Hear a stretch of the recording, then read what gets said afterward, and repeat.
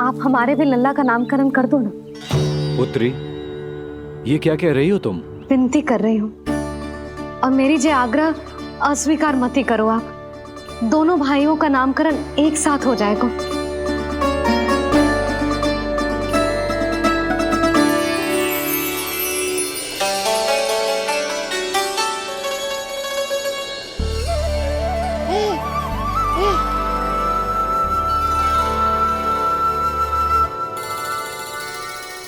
कितने प्यारे और निर्दोष बालक हैं।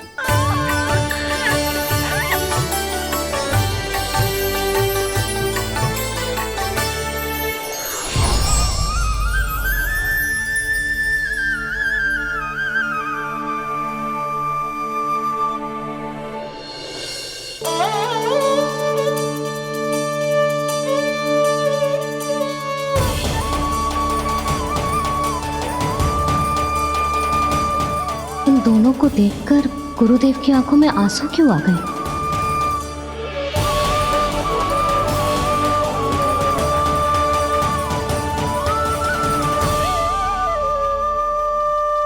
ये क्या कर रहे हैं ऋषिवर? संभालिए अपने आप को, नहीं तो मेरा रहस्य खुल जाएगा आज। अरे ऋषिवर, हाथ मत जोड़िए। इससे पहले कि गड़बड़ हो जाए, अपनी नमस्कार मुद्रा को आशीर्वाद मुद्रा में बदल दीजिए। बात को समझिए, मैंने ये अवतार मैया और लल्ला के अद्भुत संबंध का अनुभव करने के लिए लिया है, पर आपकी भावुकता के कारण यदि मैया को मेरा सत्य पता चल गया तो ये संबंध ही बदल जाएगा।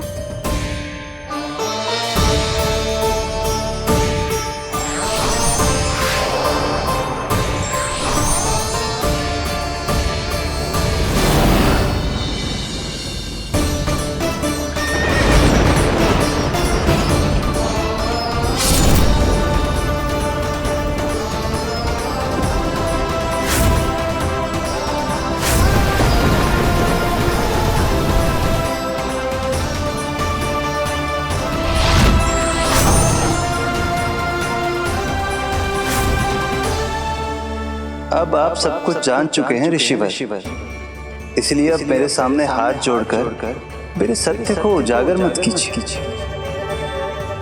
अपने शिष्य वसुदेव के पुत्र के रूप में मुझे आशीर्वाद दीजिए।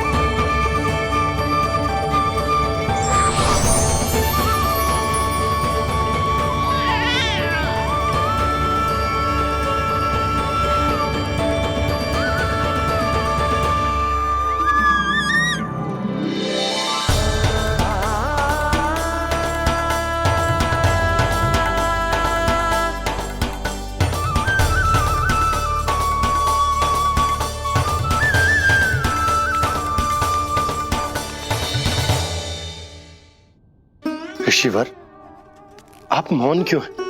और आपकी आंखों में आंसू? सब कुछ ठीक है ना? अब तो आप हमारे लल्ला का नामकरण करोगे ना? इन दोनों का नामकरण करना मेरा सौभाग्य होगा पुत्री।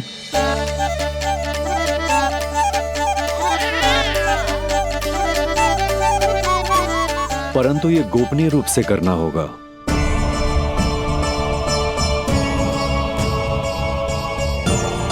अवश्य ही स्वामी का आग्रह होगा, ताकि कंस की बुरी दृष्टि हमारे पुत्र पर ना पड़े। ये तो बहुत महान ऋषि हैं, इन्हें कंस के अत्याचारों के बारे में अवश्य पता होगा। अपनी संतान का नामकरण संस्कार करना एक मां के लिए उत्सव से कम नहीं होता है, पर यह छुपकर करना होगा। आप दोनों को स्वीकार तो है ना? जैसी आपकी आज्ञा गुरुदेव। स्वीकार है गुरुदेव। तो फिर कहाँ करना है हमें नामकरण का प्रबंध? गुरुदेव, मंदिर सही रहेगा? उससे पवित्र स्थान तो हो ही नहीं सकता है। ऋषि भाई, आप तनिक विश्राम कीजिए, हम लोग प्रबंध करते हैं। मैं कुछ समय इन बालकों के साथ व्यतीत करना चाहूंगा। ये तो इनका सौभाग्य होगा। हमें आज्ञा दीजिए।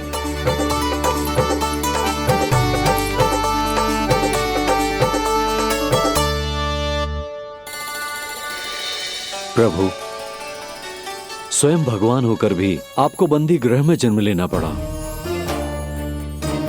अब अपनी मां को छोड़कर दूसरी मां के यहां पलना पड़ रहा है। जब से गोकुल आए हैं, छुप छुप कर रहना पड़ रहा है। इतनी नन्ही सी अवस्था में दुष्ट कंस के कितने ही आक्रमणों का सामना कर चुके हैं आप। और जिस उत्सव में सभी सप्तऋषियों और सभी देवी देवताओं को साक्षी बनकर आना चाहिए, उस नामकरण उत्सव को यहां एकांत में करना पड़ रहा है।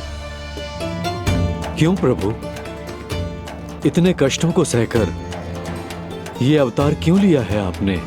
दुष्टों का नाश करने के लिए, धर्म की स्थापना करने के लिए और सबसे अधिक मैया की ममता का अनुभव करने के लिए। पर इसके लिए इतने कष्ट? मानव जीवन लिया है तो कष्ट तो उठाने ही पड़ेंगे ऋषिवर। मानव जीवन की आंच जला रही है, फिर भी आप मुस्कुरा रहे हैं प्रभु। ये कैसा अनोखा अवतार है। आंच में जलकर भी यदि मैं नहीं मुस्कुराऊंगा तो अपने भक्तों को क्या शिक्षा दूंगा मैं? आज एक कंस का प्रकोप है, भविष्य में सहस्रों कंस होंगे और आने वाले युगों में होंगे अनगिनत कंस। उस समय मेरे भक्तों को पता होना चाहिए कि अपने कष्टों को कैसे सहना है और धर्म के पथ पर अडिग कैसे रहना है।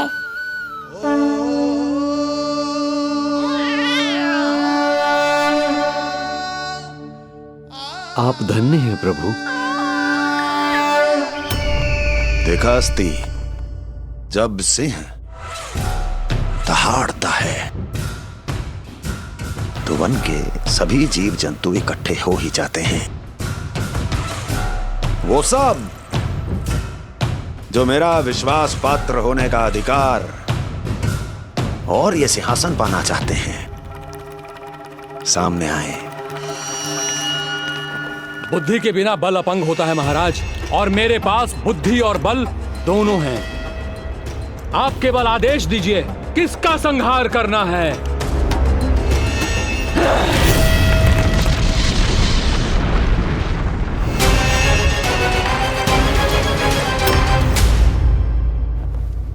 सारी तैयारी हो गई।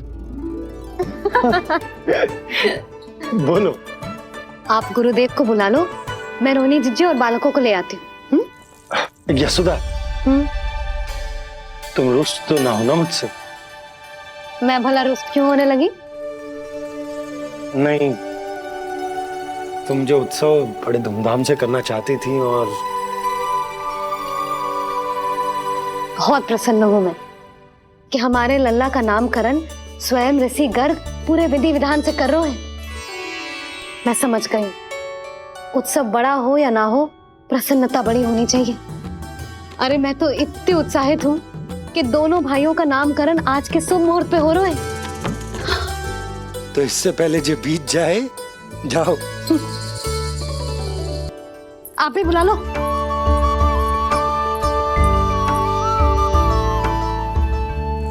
यहाँ सब के सब एक से बढ़कर एक है, तो फिर अपने कार्य के लिए किसका चुनाव सबसे पहले करूं? मेरा सामर्थ्य तो आपने अभी तक देखा ही नहीं महाराज। चुटकी बजाकर शत्रुओं का विनाश कर सकता हूं मैं।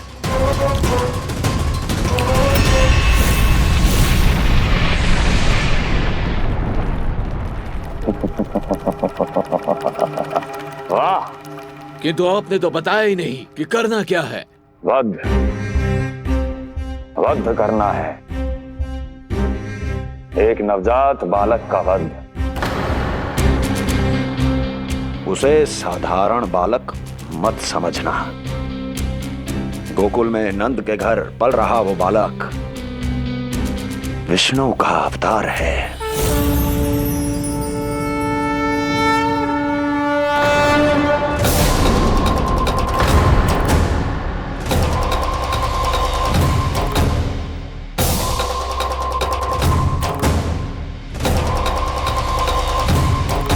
क्या हुआ? इतना सन्नाटा क्यों छा गया? क्षमा कीजिए महाराज, पर मैं नन्हे बालकों के साथ हिंसा नहीं करता। विष्णु अवतार बड़ा छलिया है महाराज, मैं उसका मुख भी नहीं देखना चाहता।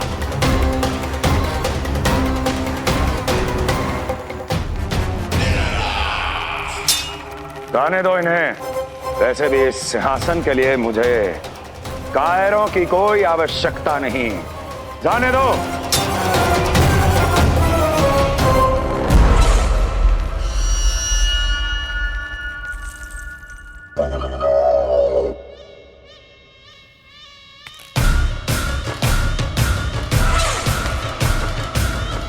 दुर्जन, क्या कहा था मैंने कहा था केवल वही आए जिनके हृदय में साहस का ज्वालामुखी धधकता हो, जिनकी तलवारें पर्वतों का सीना चीरने के लिए व्याकुल हो, जिनकी संकल्प शक्ति इतनी दृढ़ हो कि वो मृत्यु से टक्कर ले जाए। वही होगा इस सिंहासन का असली अधिकारी। महाराज,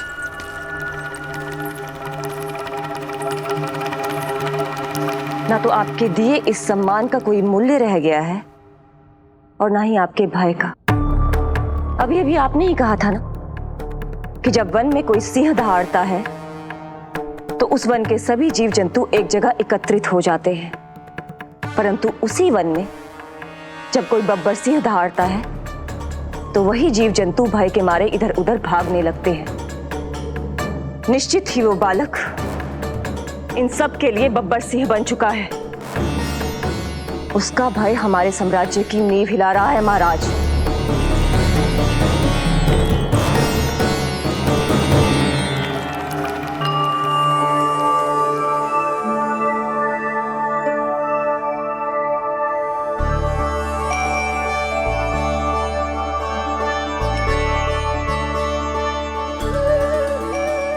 हे नारायण, मेरा मार्गदर्शन कीजिए। हे मां सरस्वती, मुझे आशीर्वाद दीजिए ताकि मैं दोनों बालकों के लिए सर्वोत्तम नामों का चुनाव कर पाऊं।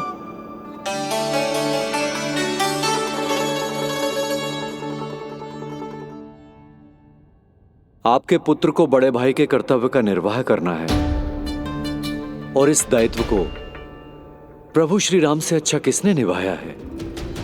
जैसा अटूट संबंध उनका अपने भाइयों के साथ था, मैं श्री नारायण से प्रार्थना करता हूं कि वैसा ही प्रेमपूर्ण संबंध इसका भी अपने छोटे भाई के साथ हो।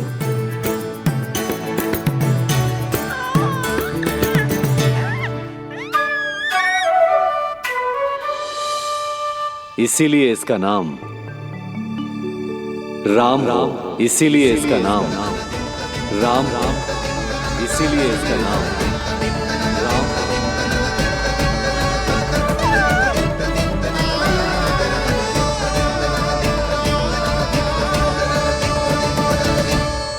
बड़े भाई में आदर्श, न्याय, संकल्प बल के साथ साथ शारीरिक बल भी होना चाहिए। मैं देख पा रहा हूं ये बालक इन सब बलों के लिए जाना जाएगा। इसलिए जो नाम इसके व्यक्तित्व के लिए सबसे उचित है वो है बलराम। बलराम, बलराम।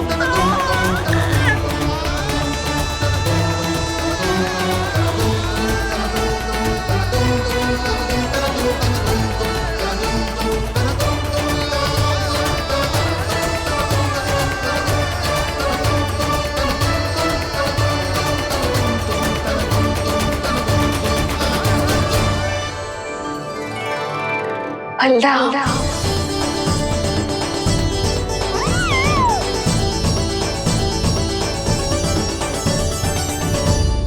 तो फिर उसका नाम बल राम रखना। कैसा अद्भुत संयोग है रिसीवर। जब इसके जन्म की सूचना देने मैं वसुदेव भैया के पास मथुरा गया था, तब उन्होंने भी यही नाम रखा था, बलराम। ये संयोग नहीं, नारायण की इच्छा है नंदराज। बलराम से अधिक उपयुक्त नाम इस बलराम के लिए कुछ और हो ही नहीं सकता है। पर मैं तो दाऊ कहकर ही बुलाऊंगा इन्हें, बलदाऊ।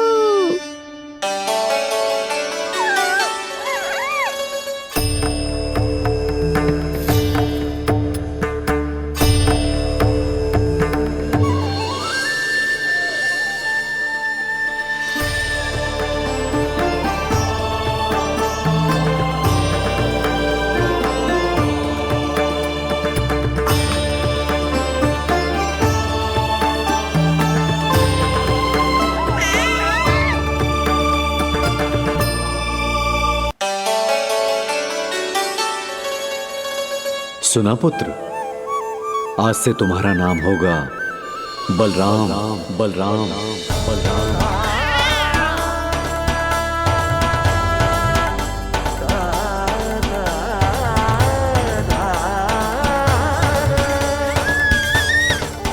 गुरुदेव, कितना अद्भुत नाम दिया है आपने इसे।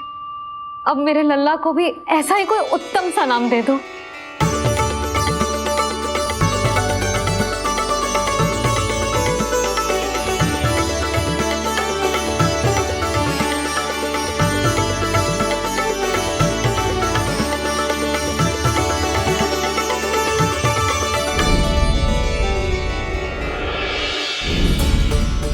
ये कठिन दायित्व आपने ही मुझे सौंपा है प्रभु। इसे निभाने की क्षमता भी आप ही दीजिए।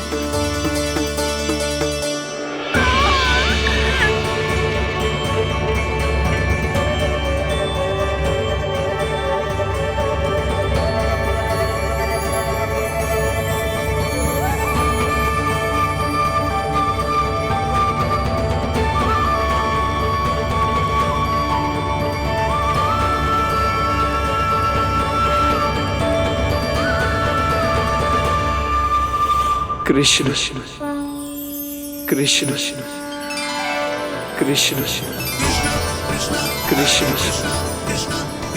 कृष्ण कृष्ण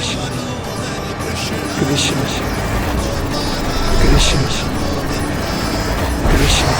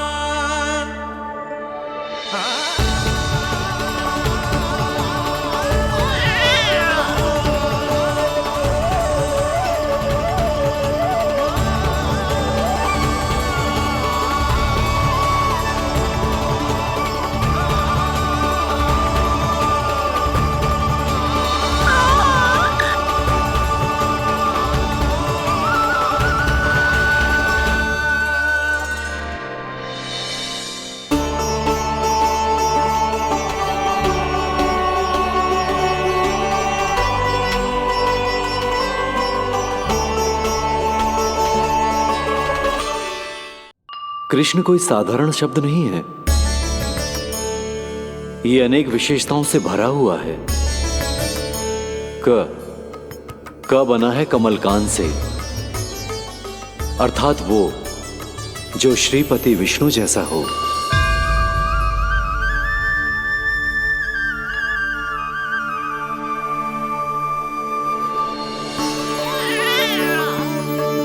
री की उत्पत्ति हुई है श्री राम से, अर्थात वो जो सबके हृदय में बस जाए। श ऐश्वर्य के स्वामी विष्णु के लिए, अर्थात वो जो समृद्धि लेकर आए।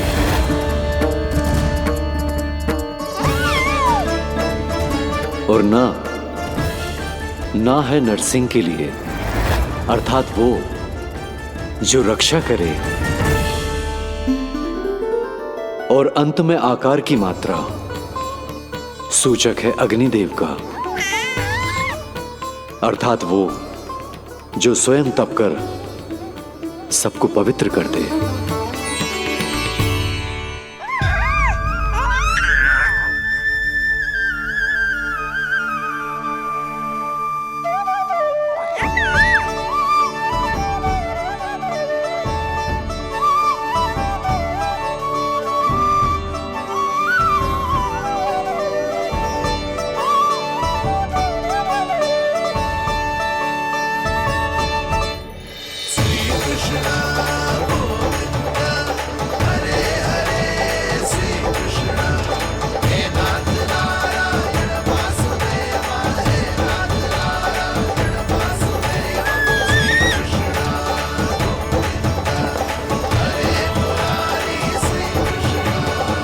आज से तुम्हें सारा संसार जिस नाम से पहचानेगा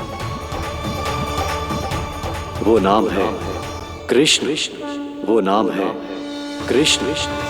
वो नाम है कृष्ण। वो नाम है कृष्ण।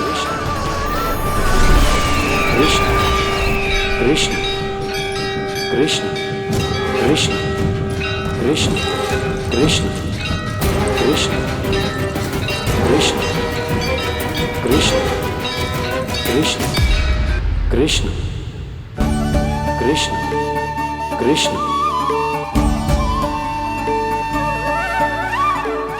यशोमती मैया की नंद लाला, यशोमती मैया की नंद लाला। असुरी कार्य करने वालों के लिए कृष्ण नाम का अर्थ एक और भी होगा। वो घनी अंधेरी रात जिसमें इसने जन्म लिया, पर इससे जो प्रेम करते हैं उन सभी के लिए कृष्ण नाम का अर्थ होगा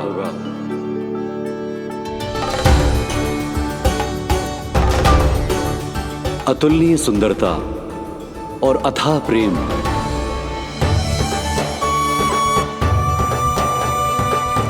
इन दोनों विशेषताओं का साक्षात स्वरूप होगा ये कृष्ण।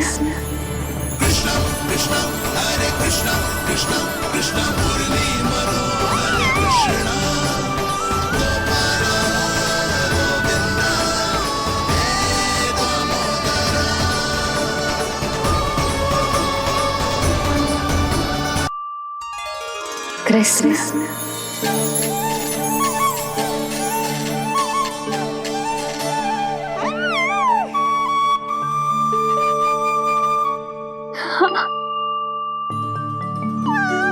और जो मानवता के शत्रु हैं उनके जीवन में ये नाम अशांति, असुरक्षा, भय उत्पन्न करेगा। पर सात्विक प्रवृत्ति के व्यक्तियों के लिए ये नाम शांति, संतोष और सुख का सूचक होगा।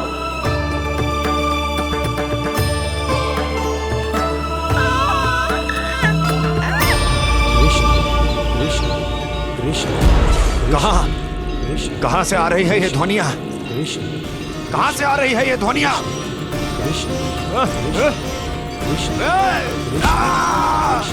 स्वामी महाराज,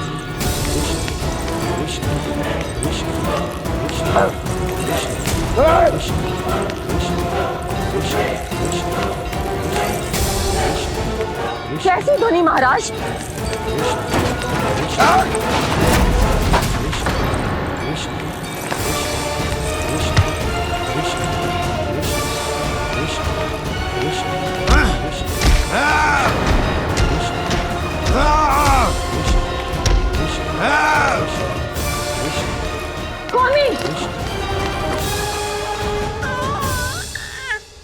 कृष्ण।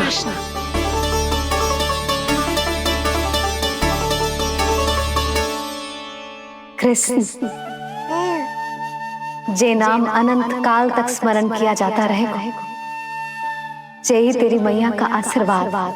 संसार मुझे कृष्ण बुलाए या नीलमणि कहकर पुकारे, मैं रहूंगा तो बस यशोमती मैया का नंद लाला।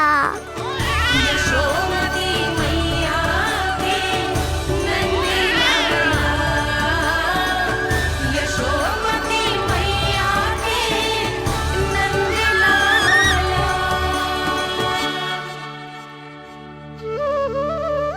गुरुदेव, आपने मेरे लल्ला को इतना प्यारा नाम दियो है, उसके लिए आपका बहुत बहुत धन्यवाद। एक बार गोपियों को पता चलेगा तो देखना कैसे रटने लगेंगी मेरे लल्ला का नाम। इससे पहले कि आप सब बाहर जाकर किसी और को बताएं, एक कर्मकांड शेष है।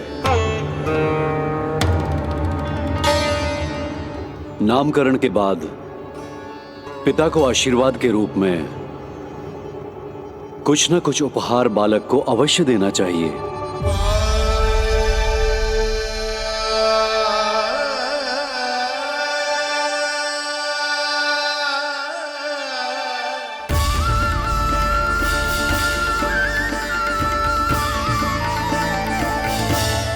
मैं क्या दूं?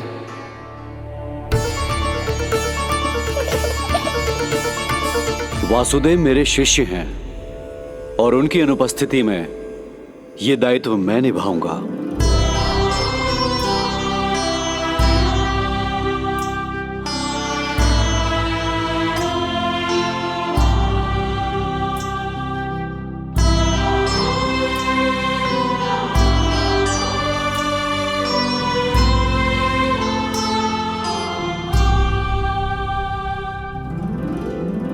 इसे अपने पिता की ओर से स्वीकार करो पुत्र।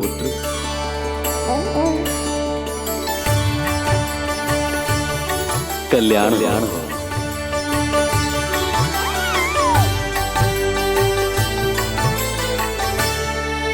क्या दूं मैं इसे?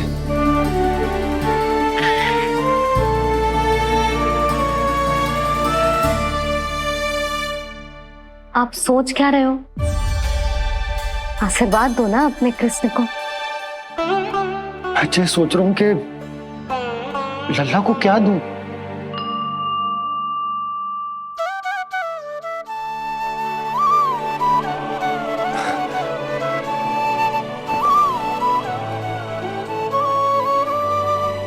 लल्ला,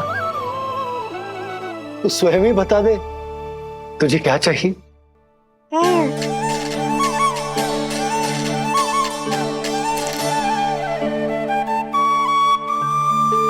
देखो जी, लल्ला ने ही आपकी उलझन समाप्त कर दी।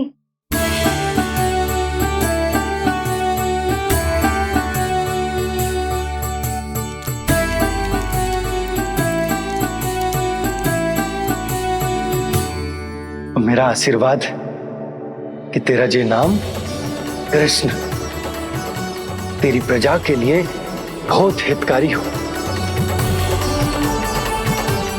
गुरुवर, आप भी इसे आशीर्वाद दें। जिनके आशीर्वाद से ये पूरा संसार संचालित होता है, उन्हें मैं क्या आशीर्वाद दूं?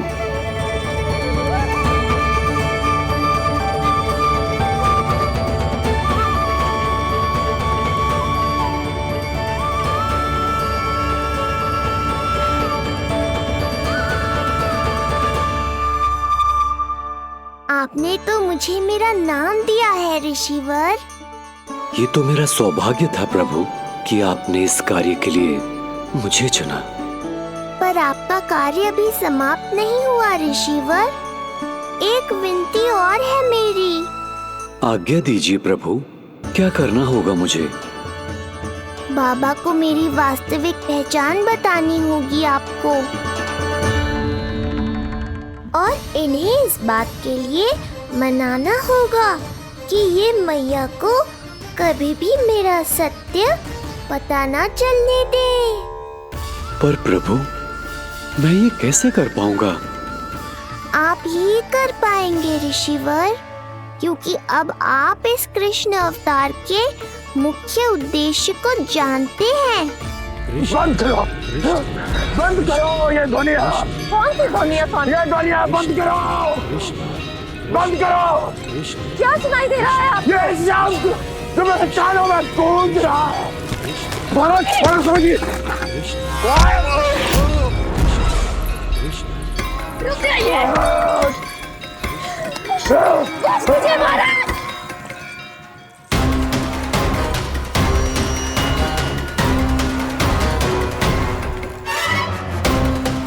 आप भूल रहे हैं कि आप मथुरा नरेश है, कंस है आप। और किसी भी व्यक्ति, वस्तु या घटना से महाराज कंस इतने व्यथित नहीं हो सकते कि वो सुदबुद्ध खो बैठे। स्वयं को संभालिए महाराज।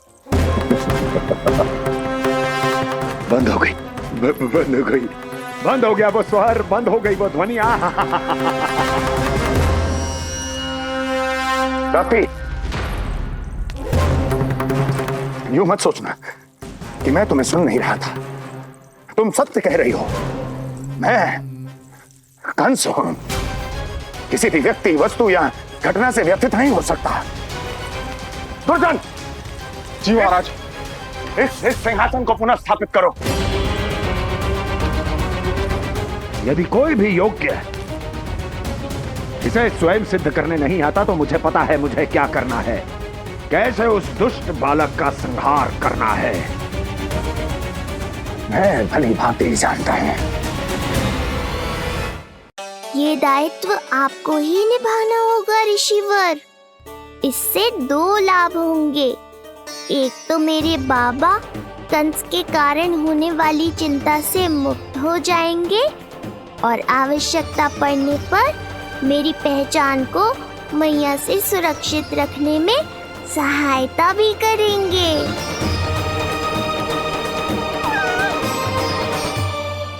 नंदराज, अब बलराम और कृष्ण दोनों को भूख लग गई होगी।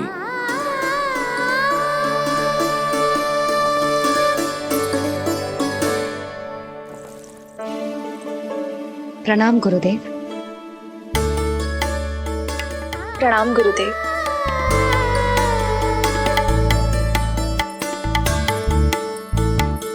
गुरुदेव, अब आप भी विश्राम कर लीजिए। नहीं नंदराज, मुझे शीघ्र ही मथुरा पहुंचना है। राजा वासुदेव और रानी देवकी मेरी प्रतीक्षा कर रहे होंगे। पर इससे पहले कि मैं जाऊं, मुझे आपको कुछ बताना है।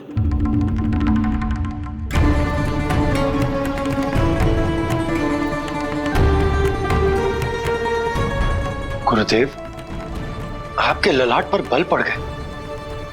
सब कुछ ठीक तो है ना?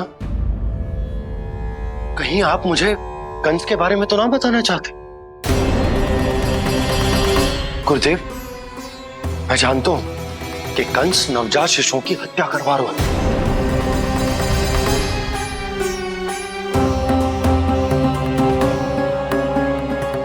कंस नहीं, कृष्ण के बारे में कुछ कहना है मुझे।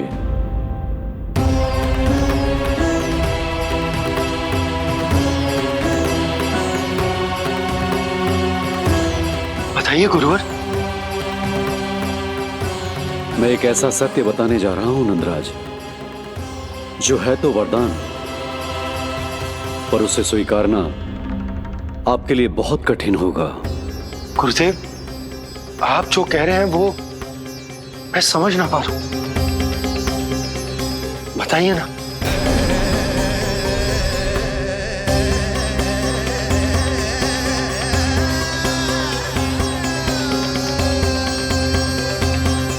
बताइए ना गुरुवर।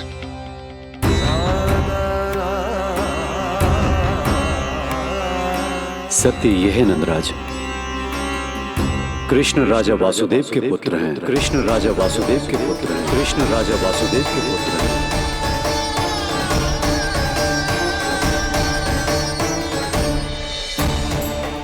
और वो कोई साधारण बालक नहीं है। स्वयं श्री हरि विष्णु के अवतार हैं और वो कोई साधारण बालक नहीं है। स्वयं श्री हरि विष्णु के अवतार हैं।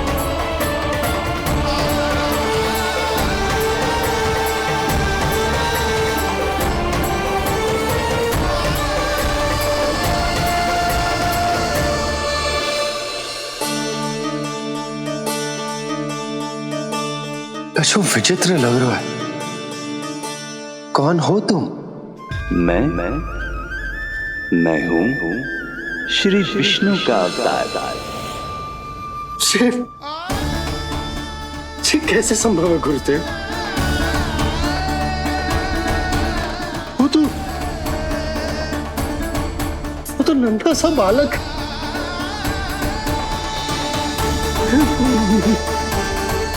वो श्री नारायण का अवतार कैसे हो सकता है? और गुरुदेव, आप ये सोच भी कैसे सकते हैं कि वो मेरा लल्ला वसुदेव भैया का पुत्र है? यही सत्य है नंदराज। पिछले जन्म में मिले वरदान का फल है ये।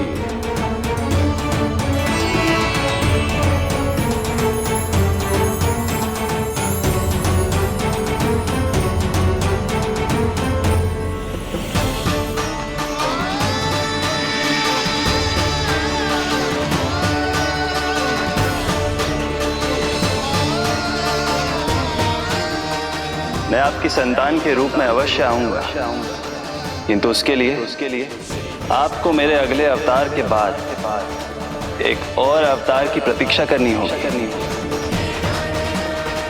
क्योंकि अगले जन्म के लिए मैं पहले ही ये वरदान माता देवकी को दे चुका हूं। इस समय मैं विवश हूं, किंतु मैं आपको वचन देता हूं, आपकी संतान बनकर अवश्य आऊंगा। प्रभु, श्री हरि को अपने सामने देखकर मेरी व्याकुलता का बांध टूट गया है। 2 जन्म बहुत बड़ा समय होता है स्वामी। अपने पुत्र के रूप में हरि को गोद में खिलाने के लिए अब मैं और 2 जन्मों तक प्रतीक्षा नहीं कर सकती। धरा!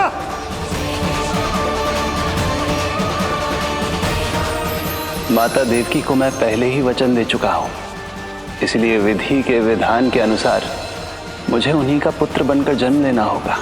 किंतु आपकी आतुरता का अनुभव करने के बाद अब मैं भी आपका स्नेह पाने से स्वयं को और वंचित नहीं रख सकता।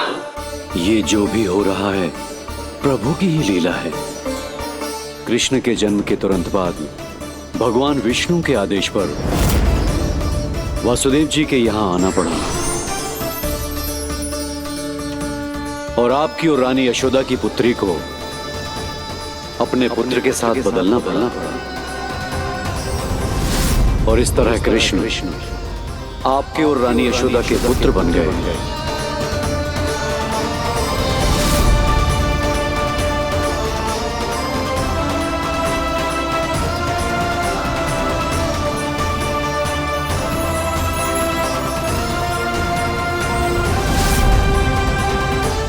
आपने सही कही थी गुरुदेव। जिस सुनने में तो वरदान ही लगता, पर इसे स्वीकार करना उतना ही कठिन। जब यशोदा को इस बात का पता चलेगा तो उसे कैसा लगेगा? अपने नाम का अर्थ अच्छे से सुनो है ना तूने? उसका हर एक अक्षर भगवान श्री नारायण से संबंधित है, जैसे उन्हीं का स्वरूप है तू। बस मैया, ये सत्य आपसे छुपा रहे, इसी कारण बाबा के लिए ये जानना आवश्यक है। फिर चाहे इसे स्वीकार करना उनके लिए कितना भी कष्टदायक क्यों ना हो। नहीं नंद, ये सत्य उन्हें आप नहीं बताएंगे। स्वयं प्रभु ने मुझसे कहा है किसी और प्राणी को इसके बारे में भनक तक नहीं लगनी चाहिए, और रानी यशोदा को तो बिल्कुल नहीं। गुरुवर, कंस के आक्रमणों की जानकारी यशोदा से पहले ही छुपा कर रखना कठिन था। अब इतना बड़ा सत्य मैं यशोदा से कैसे छुपाऊंगा? आपको छुपाना ही होगा नंदराज, यही प्रभु की इच्छा है।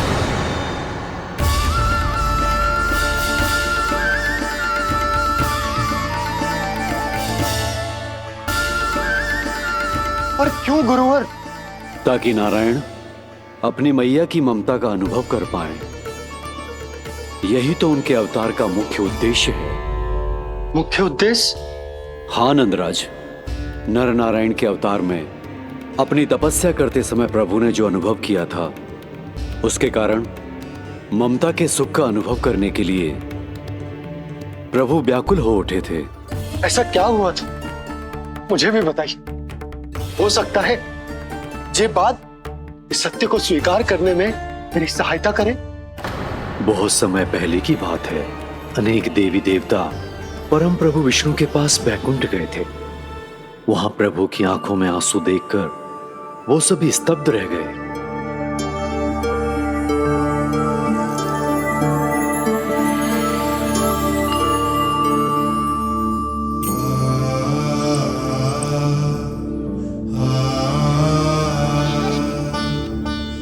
प्रभु, आपकी आंखों में आंसू?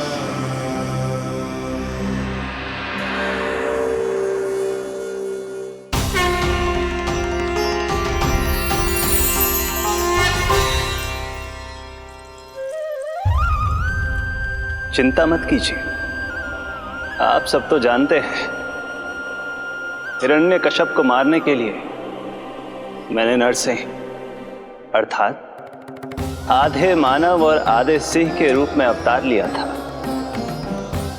उस राक्षस का वध करने के बाद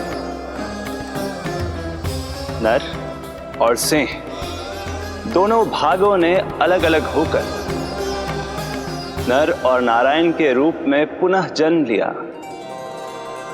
वर्तमान में वो दोनों बद्रिकाश्रम में तपस्या कर रहे हैं।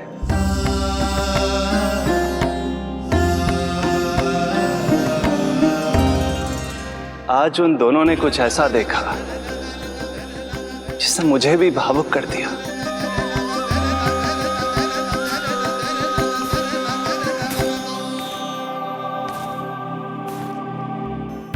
सखा, ये युवक कौन है? निकट के एक गांव के धनी व्यापारी का पुत्र है ये। प्रत्येक संध्या वन के उस पार ये अपनी प्रेयसी से मिलने जाता है और फिर रात्रि भर उस नर्तकी के साथ सहवास करने के बाद सुबह अपने निवास को लौट आता है। यदि यही इसका नित्य क्रम है तो फिर आज ये इतने तनाव में क्यों है?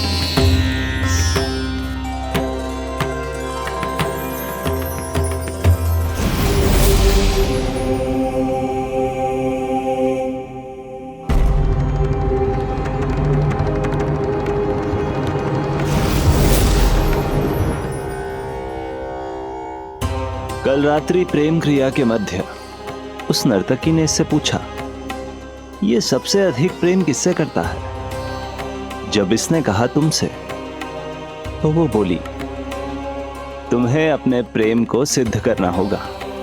अपनी मां के हृदय को उसके तन से अलग कर मुझे सौंपना होगा। मां का हृदय? क्या हुआ प्रभु? वो लाया अपनी मां का हृदय? ये जिज्ञासा यक्ष प्रश्न बनकर पूरे दिन नर और नारायण के मस्तिष्क में कौंधती रही। उन्होंने संध्या होने तक वहीं नदी किनारे प्रतीक्षा करने का निर्णय लिया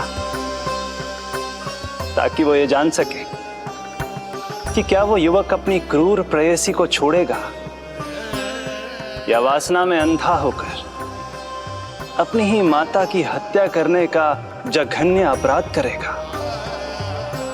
अब उसके वन पार करने का समय बीत चुका है। युवक ने विवेक का परिचय दिया है सखा। हे प्रभु, आपका कोटि कोटि धन्यवाद।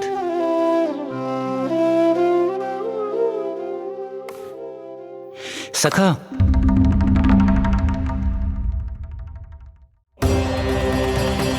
सखा मुझे बताओ, जो अकल्पनीय था कहीं वो घट तो नहीं गया?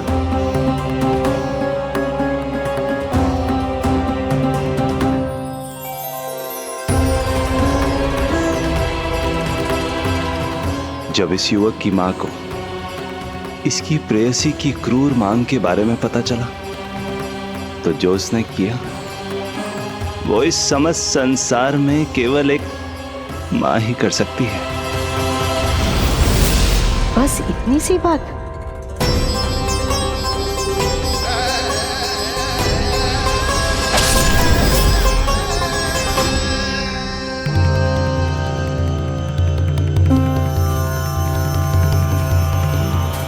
संभाल के मेरे बेटे, कहीं चोट ना लग जाए तुझे। संभाल के मेरे बेटे, कहीं चोट ना लग जाए तुझे।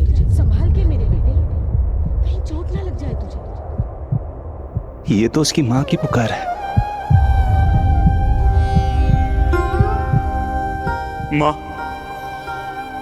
मैंने क्या कर दिया मां?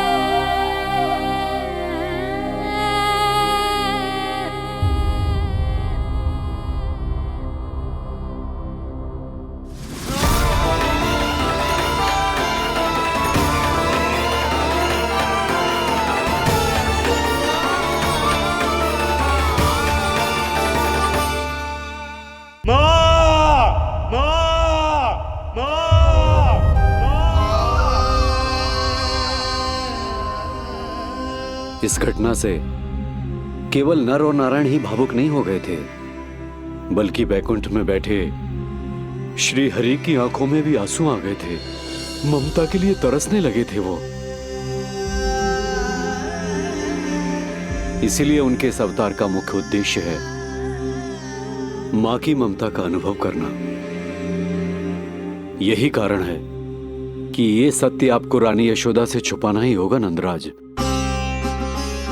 नहीं तो वो कृष्ण को मां की दृष्टि से नहीं, एक भक्त की दृष्टि से देखेंगी, और प्रभु जिस आनंद के लिए इतना कष्ट उठा रहे हैं उससे ही वंचित रह जाएंगे।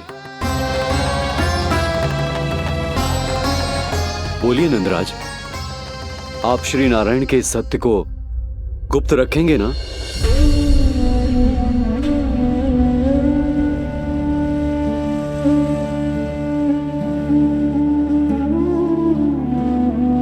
प्रभु ने मुझे कैसी दुविधा में डाल दिया है गुरु।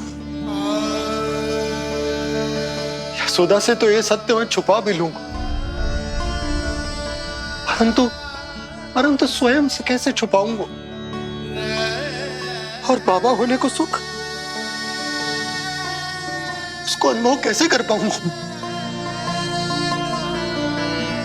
जो हो रहा है और जो भी होता है सब उनकी ही इच्छा से होता है नंदराज। इसलिए आगे का मार्ग भी वही दिखाएंगे। अब मैं चलता हूं नंदराज। राजा वसुदेव और रानी देवकी नामकरण के बारे में जानने के लिए व्याकुल हो रहे होंगे।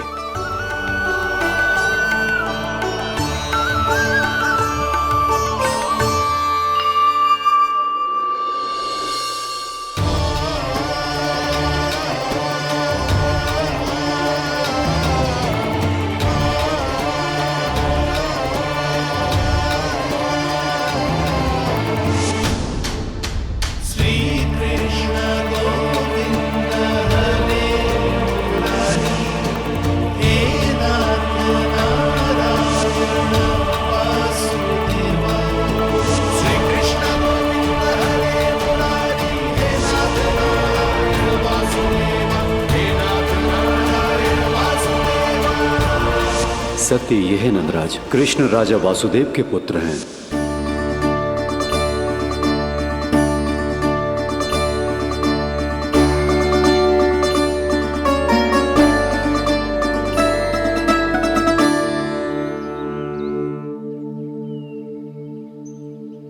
नंदराज, अपने आप को संभालिए और शांत चित्त से घर लौटिए। और हां, स्मरण रखिए कि प्रभु ने आपको बहुत ही बड़ा उत्तरदायित्व सौंपा है, आपको उसे निभाना ही होगा।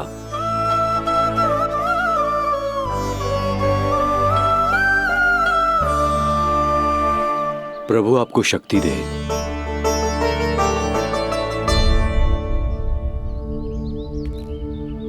आप बहुत सौभाग्यशाली हैं नंदराज, जो प्रभु आपके घर पल रहे हैं। उनके बारे में सोचिए जिनके यहां प्रभु ने जन्म लिया है। वो दोनों तो प्रभु की बाल लीलाओं से पूरी तरह से वंचित हैं।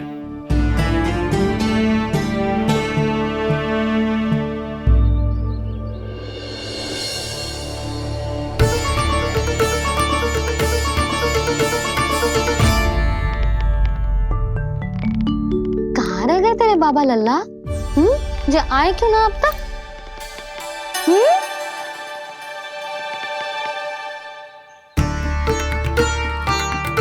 मेरा लल्ला मेरा ना है, वो तो मेरे आराध्य नारायण का अवतार, और ये बात मुझे यशोदा से छुपानी।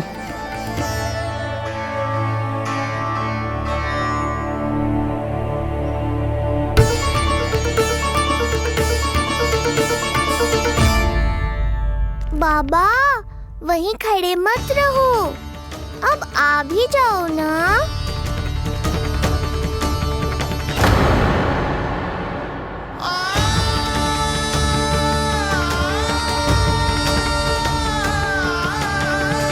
एक पग भी आगे बढ़ाने का साहस ना हो रो मेरा।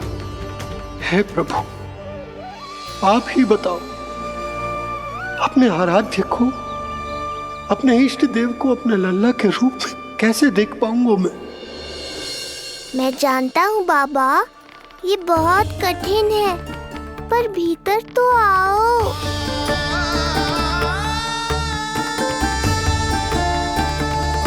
अब आ भी जाओ बाबा, ऐसे बाहर कब तक खड़े रहोगे आप?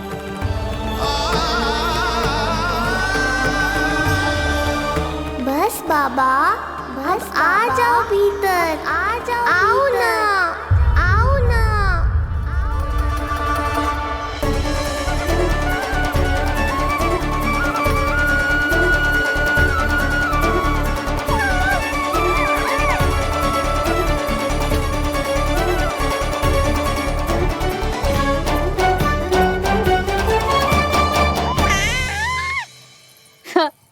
समझो?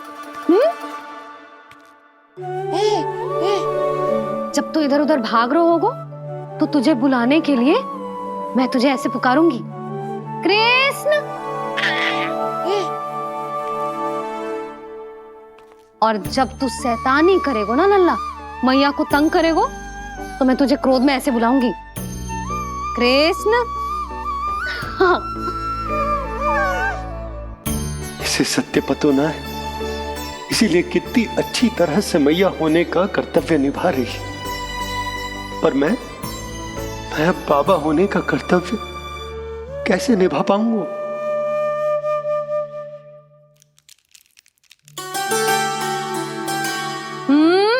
सावधान। इतनी अच्छी लगी तुझे बाबा की दीजे माला, कि मुंह में ले लियो तूने? मुंह में लेने की वस्तु ना है लल्ला। जैसे यशोदा आपको एक मैया की तरह सीख दे रही है, मैं आपको बाबा की तरह शिक्षा कैसे दे पाऊंगा प्रभु?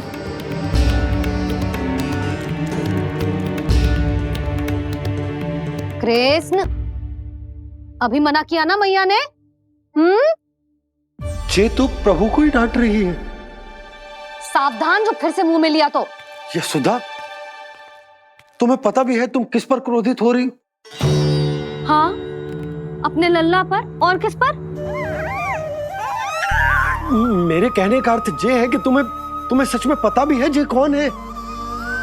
स्वयं प्रभु ने मुझसे कहा है किसी और प्राणी को इसके बारे में भनक तक नहीं लगनी चाहिए, और रानी यशोदा को तो बिल्कुल नहीं, और रानी यशोदा को तो बिल्कुल नहीं, और रानी यशोदा को तो बिल्कुल नहीं।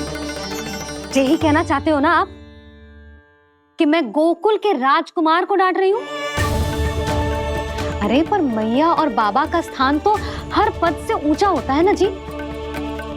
माँ और बाबा को तो अधिकार होता है ना प्रेम करने का भी और भूल पर डांटने का भी। बस यही बात आपको समझनी है बाबा, फिर सब पहले जैसा हो जाएगा।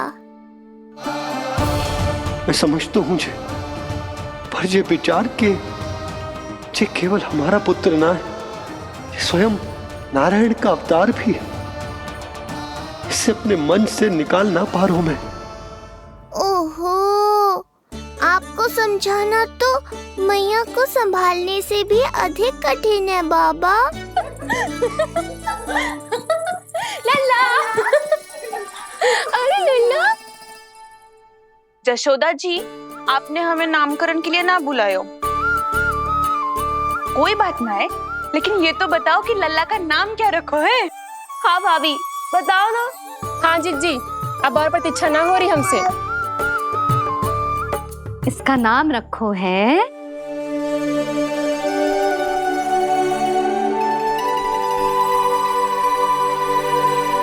कृष्ण। कृष्ण बहुत प्यारा नाम है, लेकिन थोड़ा कठिन है। मैं तो इसे किशन बुलाऊंगी। सही कहो, मैं भी इसे प्रेम से किशन ही कहूंगी। क्यों किशन? मेरे लिए तो जे किसना है।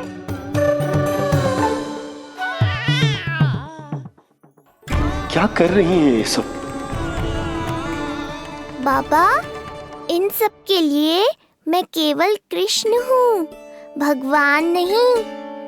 बस अब आप भी शीघ्र ही समझ जाओ ना ये। अरे तुम सब।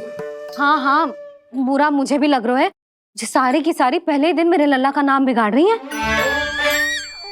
किंतु इसमें भी इन सब का प्रेम ही छुपा है, और हम सब तो प्रेम से भगवान को भी प्यारा सा नाम दे देते हैं, है ना? हाँ। सत्य तो ये है कि कृष्ण नाम बहुत अच्छा है, किंतु मैं भी अपने लल्ला को प्रेम का नाम देना चाहती हूँ। कान्हा बुलाऊंगी इसे, कान्हा बुलाऊंगी इसे, कान्हा बुलाऊंगी इसे।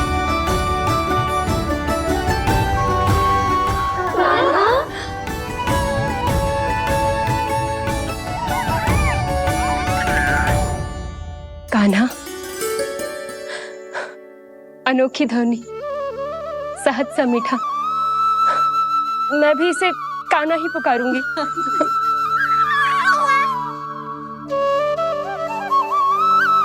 आप भी बुलाओ ना इसे। आप एक बार बुलाकर तो देखो, झट से पलट कर देखेगा आपको ये हमारा नटखट कान्हा। प्रभु, ये सब आपका सत्य ना जानती, पर मैं जानता हूं। अब इस मुख से आपका नाम केवल भक्ति भाव से ही निकल सकता है, वात्सल्य भाव से ना। जी की लल्ला का भी तो नामकरण हुआ था ना अपने लल्ला के साथ।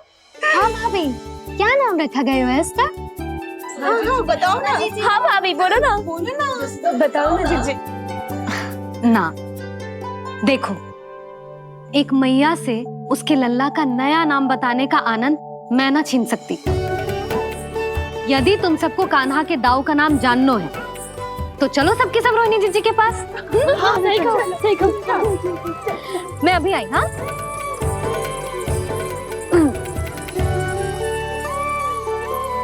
सुनो जी, आप लल्ला को संभालो, मैं अभी आई। रोहिणी, मैं कैसे? ये प्रभु लल्ला जी, क्या मैं कर रहे हो? क्या हो गया आपको? मैं शीघ्र ही आ जाऊंगी। यशोदा, मुझसे दूर कब तक रहोगे बाबा?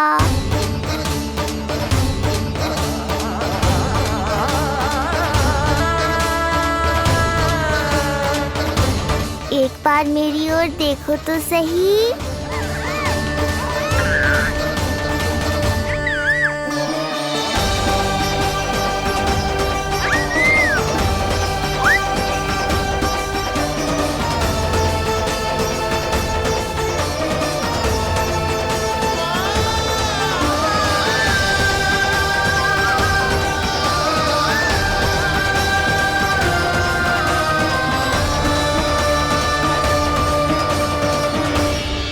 प्रभु, मुझे दुविधा में डालकर आप मुस्कुरा रहे हो। ये कैसी परीक्षा है?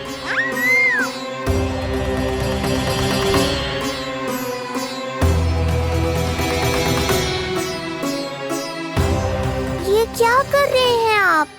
पिता का स्थान पुत्र के चरणों में नहीं होता, पुत्र के सिर के ऊपर होता है उनका हाथ, उनका वरद हस्त।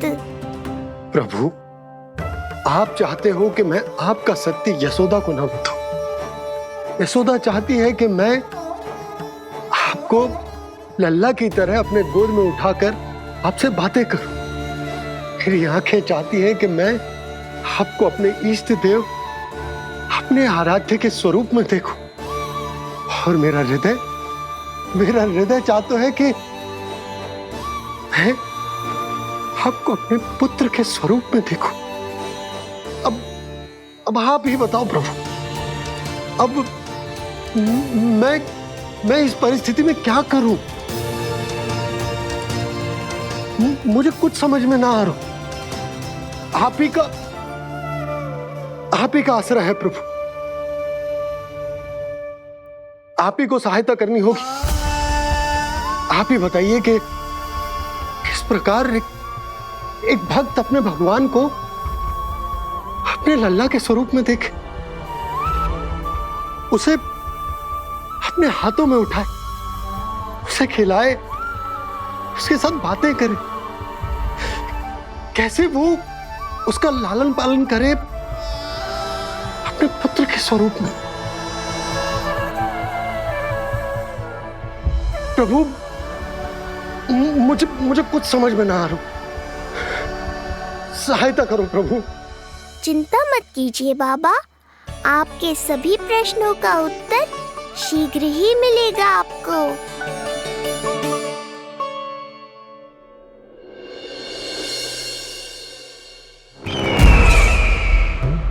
ऋषि गर्ग पधारे हैं महाराज।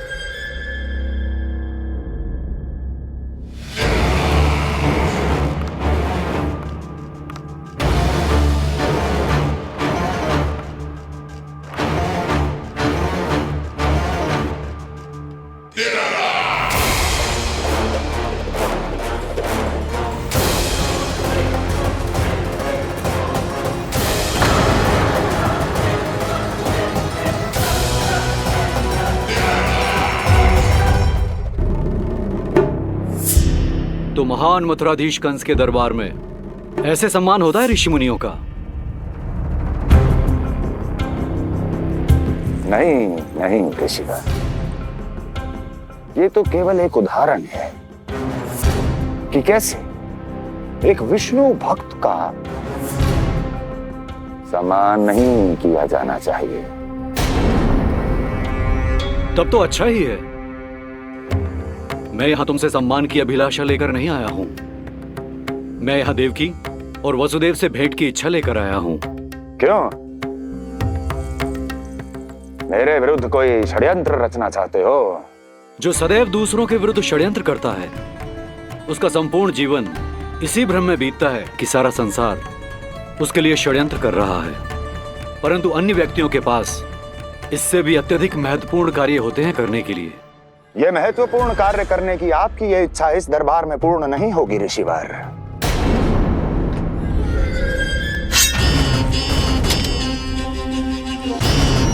मैं आपको उन दोनों से भेंट करने की आज्ञा नहीं दूंगा। कैसे रोकोगे मुझे? कैसे? बड़ा ही विचित्र प्रश्न है, किंतु इसका उत्तर बड़ा ही सरल है ऋषिवर। जानते हैं, मेरे दिन का आरंभ कैसे होता है। किसी ना किसी का संहार करके। और यदि एक संहार और हो जाएगा तो मुझे क्या अंतर पड़ेगा। स्वयं से एक प्रश्न पूछो कंस, स्वयं से एक प्रश्न पूछो कंस। मेरा संहार करने के लिए, मेरा संहार जिस संकल्प शक्ति की आवश्यकता है, संकल्प शक्ति की आवश्यकता वो है तुम में, वो है तुम में। कर पाओगे मेरा संहार? जिस संकल्प शक्ति की आवश्यकता, जिस संकल्प शक्ति की आवश्यकता वो है तुम में, वो कर पाओगे मेरा संहार? कर पाओगे मेरा संकल्प शक्ति की आवश्यकता है, संकल्प शक्ति की आवश्यकता। बोलो कंस, बोलो। यदि मैंने श्राप दे दिया, यदि मैंने श्राप दे दिया, कौन सा कवच तो तुम्हारा उसे सत्य होने से रोक पाएगा, उसे सत्य होने से रोक पाएगा। बोलो कंस, बोलो। यदि मैंने श्राप दे दिया, यदि मैंने श्राप दे दिया, कौन सा कवच तो तुम्हारा उसे सत्य होने से रोक पाएगा, उसे सत्य होने से रोक पाएगा। ऋषिवर, यदि आपके हृदय में स्वामी के विरुद्ध षड्यंत्र करने की इच्छा नहीं है तो महाराज भी आपको किसी से भेंट करने से रोकना नहीं चाहेंगे, है ना महाराज?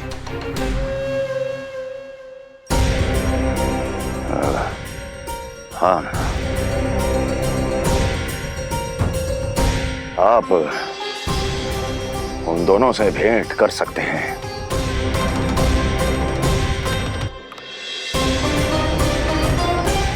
दुर्जन, इन सब पर दृष्टि रखो। अब सब कुछ सुनकर आना, सब कुछ भी छूटना नहीं चाहिए। जाओ।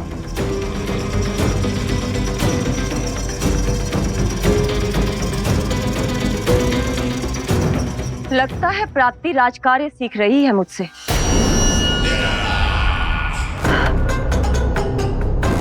उचित समय पर सही सुझाव दिया तुमने प्राप्ति।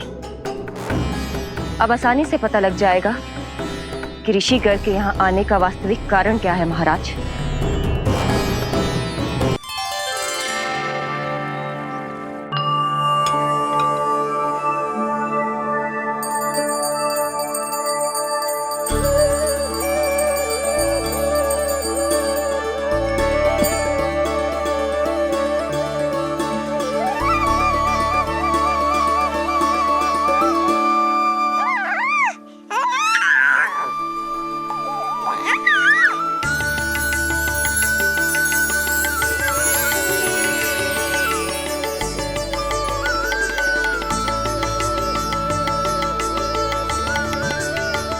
स्वयं नारायण मेरे घर में है तो ये फूल उनके चरणों में क्यों चढ़ा रहा हूं? तैयार होगा मेरा लल्ला। किंतु बुरी दृष्टि वाला टीका लगाना तो भूल ही गई तेरी मैया। अभी आ।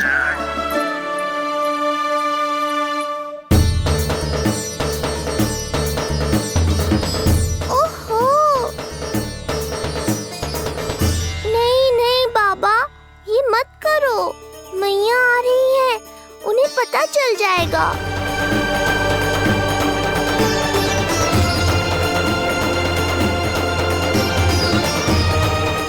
ये फूल तो आपके चरणों के लिए ही बने हैं प्रभु, इन्हें स्वीकार करें।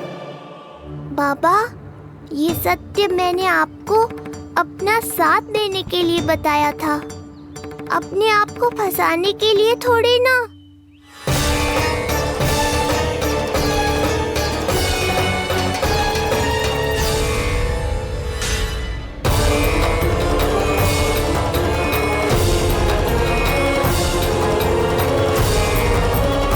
नारायण नारायण। प्रणाम पंडित जी। नंदराज जी, रानी जी, बिटिया के पांव भारी थे ना, तो उसे लिवाने समधियाने चला गया था। वहां कुछ अधिक ही समय लग गया। आज वापस आया तो पता चलो कि स्वयं गर्ग ऋषि ने लल्ला का नाम रखो है, सो मिलने चला है। क्या नाम मिलो है इसे? उन्होंने लल्ला का नाम कृष्ण रखो है। उन्होंने लल्ला का नाम कृष्ण रखो है।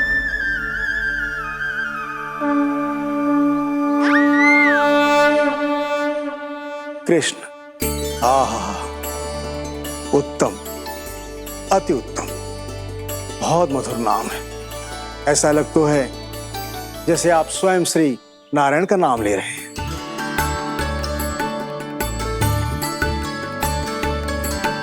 स्थिति को और गंभीर मत बनाओ पंडित जी। आपको तो बाबा के प्रश्नों का उत्तर देना है। एक बार मेरी ओर देख लो, आपको स्वयं ही पता चल जाएगा कि आपको इस समस्या को कैसे सुलझाना है।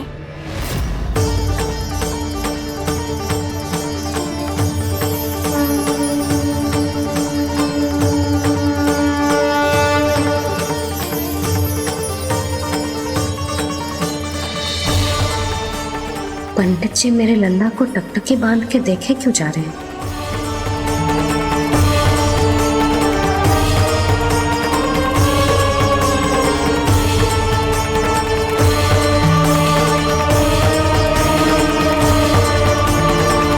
स्थिति को और गंभीर मत बनाओ पंडित जी।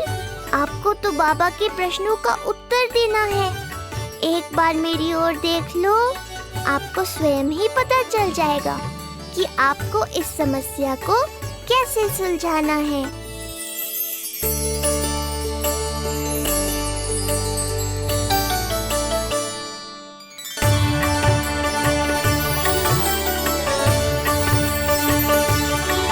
क्या हुआ पंडित जी?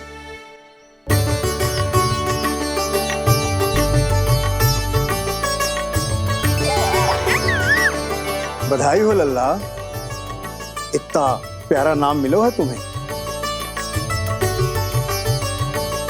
नंदराज जी,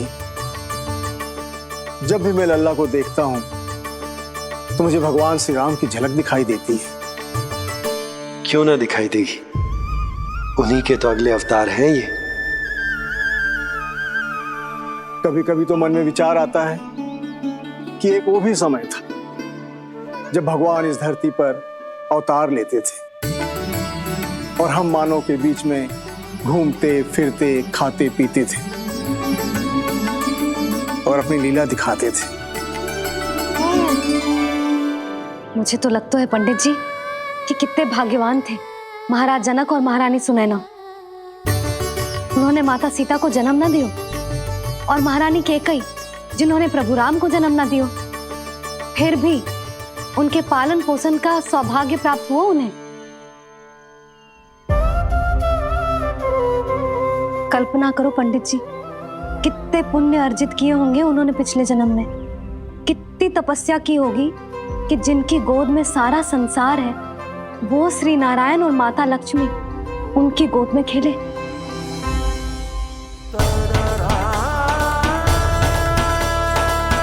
संसार में अवतार लेकर सांसारिक नाते भगवान को भी निभाने पड़ते हैं, फिर हम तो मानव हैं। संसार में अवतार लेकर सांसारिक नाते भगवान को भी निभाने पड़ते हैं, फिर हम तो मानव हैं।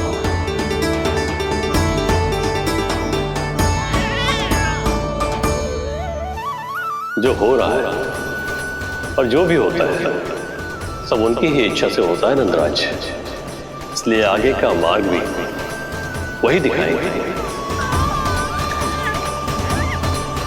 तो आपने मुझे मेरे प्रश्नों के उत्तर दिला ही दिए।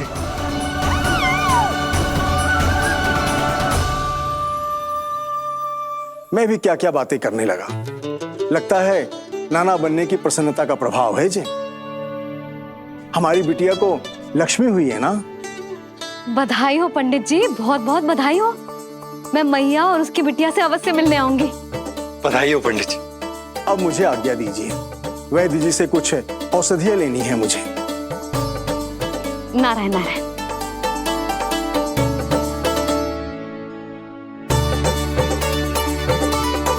आजा लल्ला, आजा।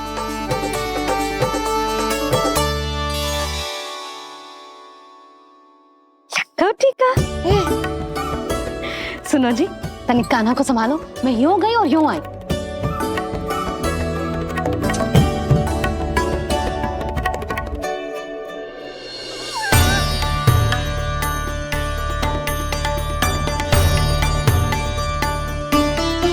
क्या हुआ? मैं देख रही हूँ नामकरण के बाद से एक बार भी आपने कान्हा को गोद में ना लिया है। सब ठीक है ना? हाँ, सब ठीक है। अब सब ठीक है। लो मेरा लल्ला।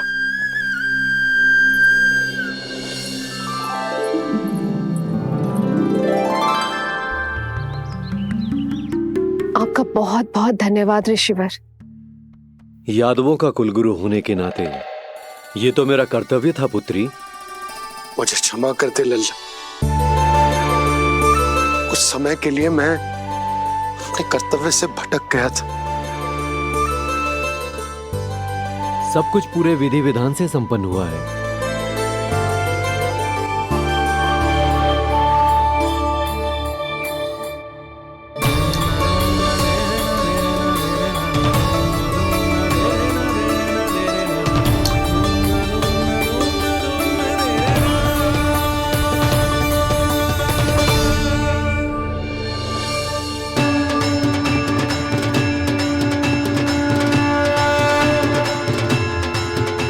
जो नाम मैंने दिया है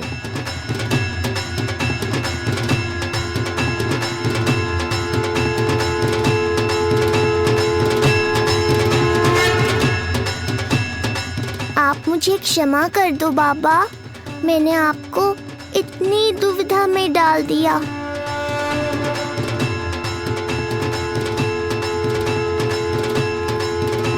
और इस तरह नंद को सब कुछ पता चल गया। आप दोनों चिंता मत करिए, सब ठीक है। अब मैं आपके 6 पुत्रों का श्राद्ध कर्म करूंगा।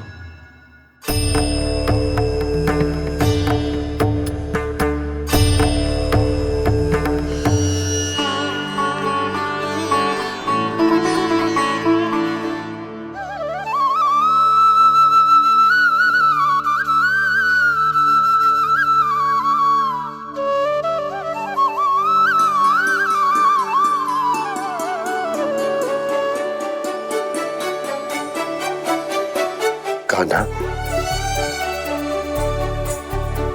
क्या हुआ जो मैं तेरा वास्तविक बाबा ना हूं? क्या अंतर पड़ तू कि तुम मेरे आराध्य के अवतार हो? महत्वपूर्ण बात तो ये है कि मुझे तुम्हारे साथ मुस्कुराने को, तुम्हें खिलाने को, तुम्हारा ध्यान रखने को, तुमसे प्रेम करने को सौभाग्य प्राप्त हो।